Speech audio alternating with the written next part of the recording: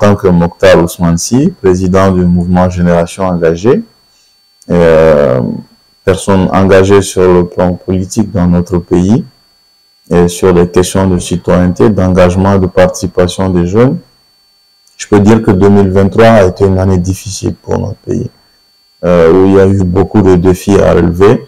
Mais ça a été une année également où on peut noter quelques progrès dans des conditions très difficiles, quelques victoires, quelques grandes victoires hein, qu'il faut relever.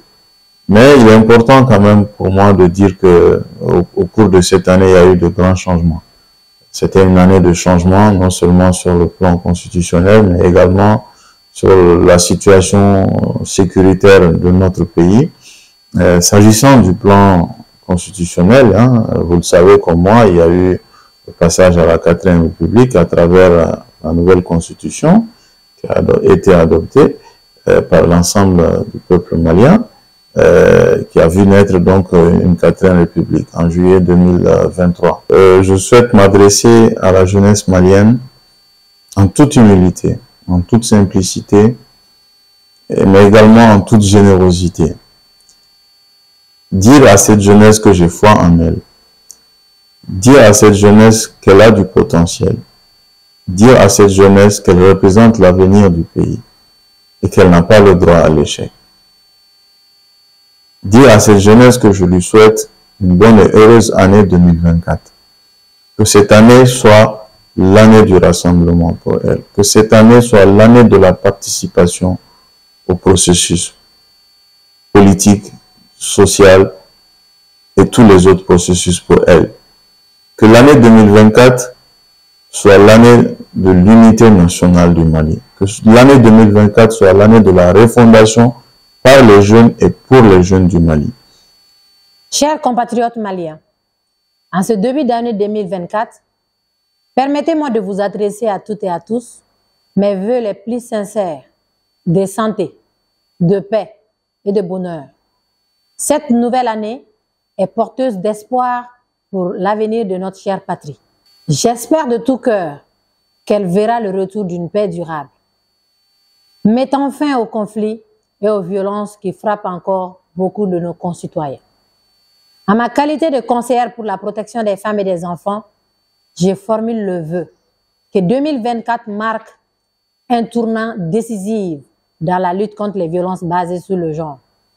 Grâce à la prise de conscience collective, nous pouvons ensemble faire progresser l'égalité homme-femme et offrir à chaque femme et à chaque enfant une vie digne et sereine. Parents, enseignants, responsables politiques et religieux, citoyens, vous avez tous un rôle essentiel à jouer pour promouvoir le respect mutuel et rejeter toute forme de violence. Votre engagement et votre mobilisation peuvent faire reculer ces fléaux. Alors, en ce début d'année, je vous invite à l'espoir d'une paix retrouvée et d'une société plus juste qui rejette toutes les discriminations. Ensemble, avec détermination, nous pouvons y parvenir. Bonne heureuse année 2024. Que la paix et la concorde règnent à nouveau au Mali. Quant à nos impressions par rapport à l'année qui s'écoule progressivement, on va simplement dire que ça a été une année difficile, sinon très difficile depuis quelques années pour le pays, tant sur le plan social, sur le plan économique, et pratiquement dans tous les domaines de la vie. Ça a été une année éprouvante, une année difficile, mais que les Maliens, dans leur écrasante majorité, ont pu surmonter avec une résilience qui est à saluer. Malgré tous les défis, malgré tous les plans qu'on a confrontés, les Maliens sont arrivés à garder les pieds sur terre, à être résilients et à se battre pour le pays.